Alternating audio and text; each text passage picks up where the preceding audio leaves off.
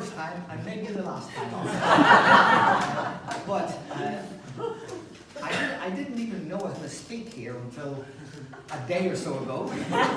But when I was asked, my answer was yes, of course, without hesitation. And the purpose of tonight is just to try and give you a sense of where we think we are as an economy. Nobody knows for sure what's going to happen. I definitely don't know.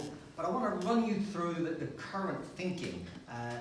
And the truth is, it isn't all good news or all bad news. Now, I sound like an economist, but I am an economist on the one hand. So let me just start by saying we should celebrate something. You remember last year the economy shrank by almost 10%. That's the biggest drop in our economic activity for 300 years. This never happened before. But we have bounced back, and we have to celebrate that. The bounce back was not a big surprise. It's what they call a V-shaped recovery. What goes down must come back up. But nevertheless, it is to be celebrated. And it's likely this year, and the year is almost over, so that the margin of error gets smaller as each day passes. We're going to see growth this year of about 7%. The fastest since 1941, believe it or not, just to throw some data at you. And next year, perhaps 5%. But sadly, we'll quickly get back to normal. Now, I'm looking at the average age in the audience. For people like me, normal is about 2.5% per year. We're not going to see that in the future. Our normal is going to be 1.5%, and that creates challenges for all of us, and all, not just the private sector, but the public sector, not-for-profit, because it's going to mean things are tougher in the future, and I think on a long-term basis. That is the reality. We are an old, mature economy, and it's very difficult to run faster and faster. And that's going to be the case for many years to come. But for now, let's celebrate, please. We should also celebrate what we've all done as a community, as a country. We have shown remarkable resilience. That should not be underestimated.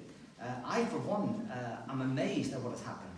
I was quite full of gloom and doom after Brexit. I'm not going to discuss Brexit tonight, okay? And then along comes another crisis, but we have survived. And we've got to give credit where credit is due. The vaccination program has been remarkably successful. That's why we're here tonight, of course.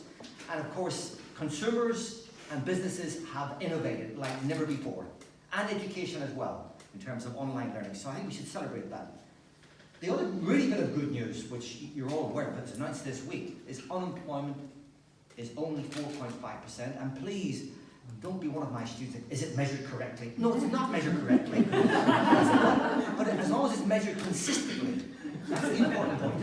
Your watch may be wrong. As long as it's always wrong by 10 minutes, then you know whether you're ahead or behind. And so the good news is unemployment on a consistent measurement has come down to 4.5%.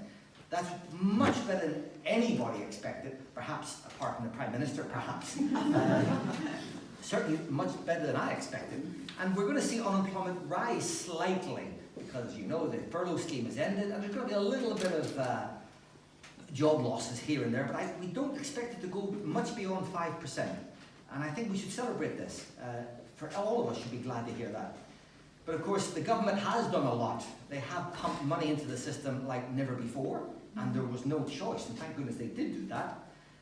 And of course, with the ending of the furlough scheme, so far, and I touched the wood here, by the way, we have not yet seen a wave of redundancies. And yeah, that's a pleasant surprise. The other bit of positive news, if it is good news, job vacancies, as announced just 2 days ago, are at a record high.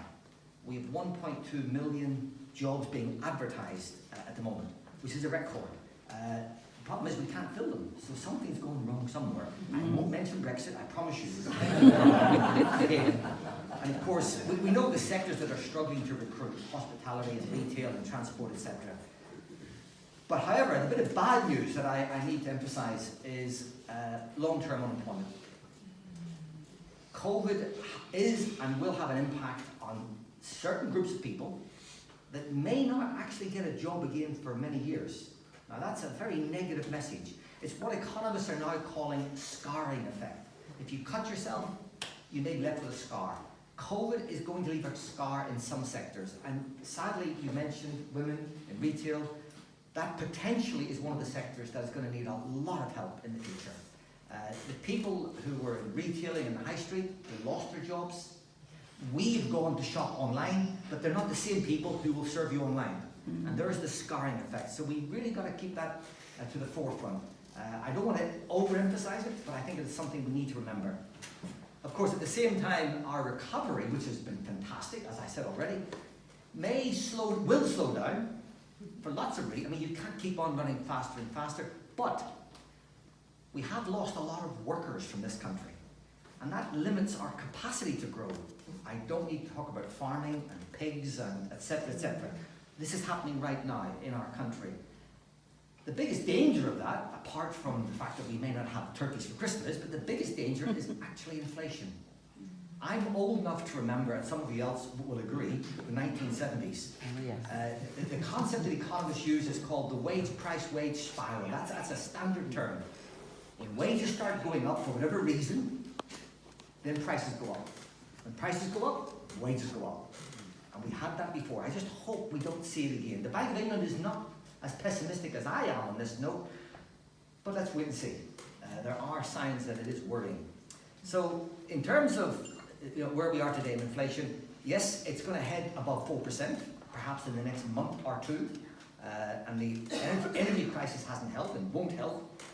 But I don't see any significant rise in interest rates yet. I say yet. There will be a rise, by the way, I guarantee that. They're the lowest in history, so I guarantee they're going to go up one day. You've heard it here first, by the way. The problem is that even a 0.25% rise in interest rates will be a very negative message for the economy at a time when it is already very fragile. At the same time, there are a lot of people in the country have done, I won't say well, but they're relatively well off compared to many other people. And they're the people who've actually accumulated vast amount of savings during this pandemic. The Bank of England estimates, now it isn't me by the way, Helen made sure I didn't see it anymore. Sorry, the Morgan tenant, excuse me. The Bank of England estimates that accumulated savings during the pandemic in this country is of the order of £200 billion. That's an estimate. And they know this because the banks have to report to them. Now, at some point, and we're seeing it happening, that money will be spent. People will start to relax a little bit, and that depends on our confidence. They estimate that something like 10 to 15% will be spent in the next 12 months.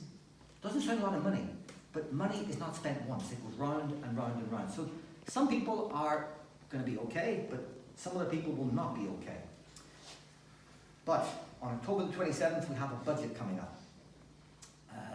Now, normally, the autumn statement is a spending budget, and the April budget, the March budget, is the tax budget. This year, I think we're going to see something different. They've already indicated, of course, tax rises already, and I suspect that given the financial situation for the government, there will be some tax increases in the budget. I have no idea what they're going to be, by the way, but what I am hoping, and surely you must be hoping, that the removal of the £20 uplift in universal credit, surely to goodness they're going to do something else to compensate for that. Yes. If they don't, it will be a disaster for many, many, many people. I'm just hoping that common sense prevails, but I can't guarantee it.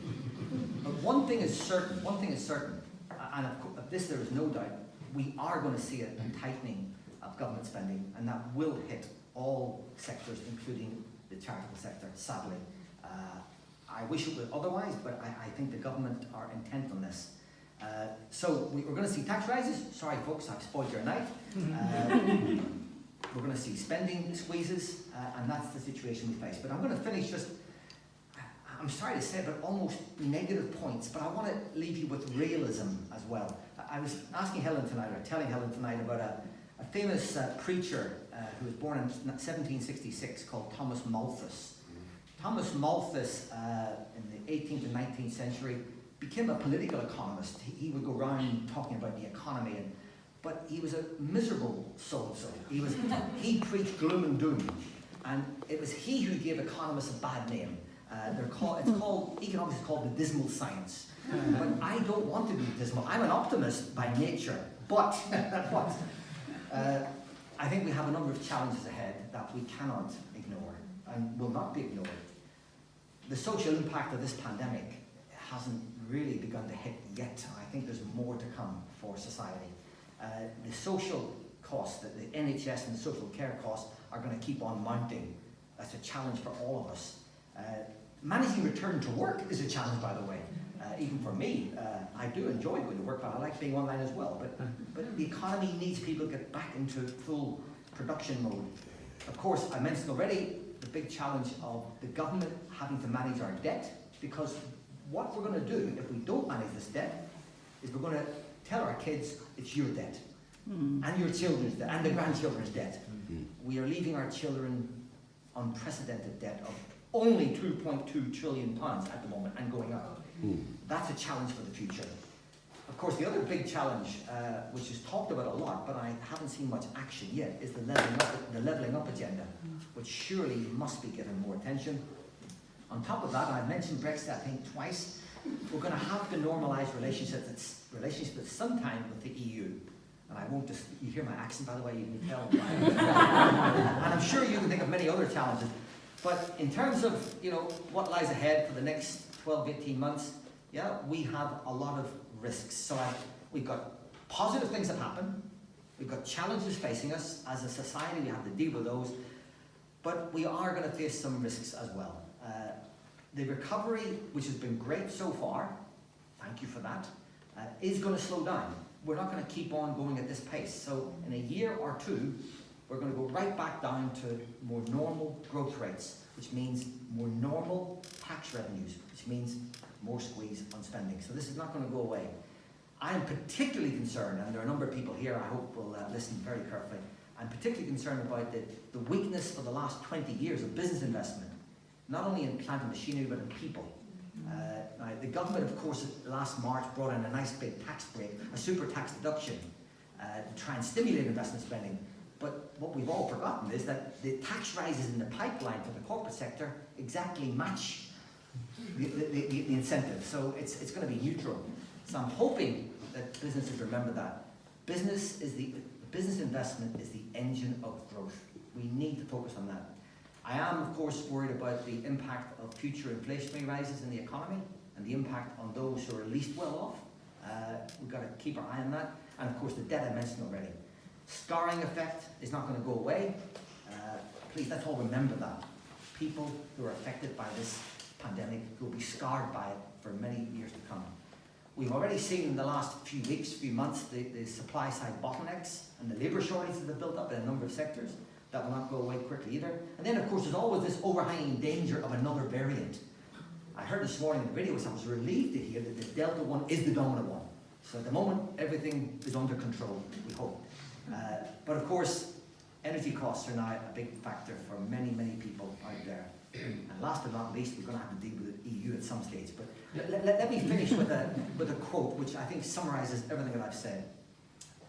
Adjustment to a post-COVID, post-Brexit, new normal will have economic costs that last into the long term. That's a direct quote from the Institute of Fiscal Studies, who are very respected. So on that note, I hope it's not a negative note, but a realistic note. Thank you so much indeed. Thank you.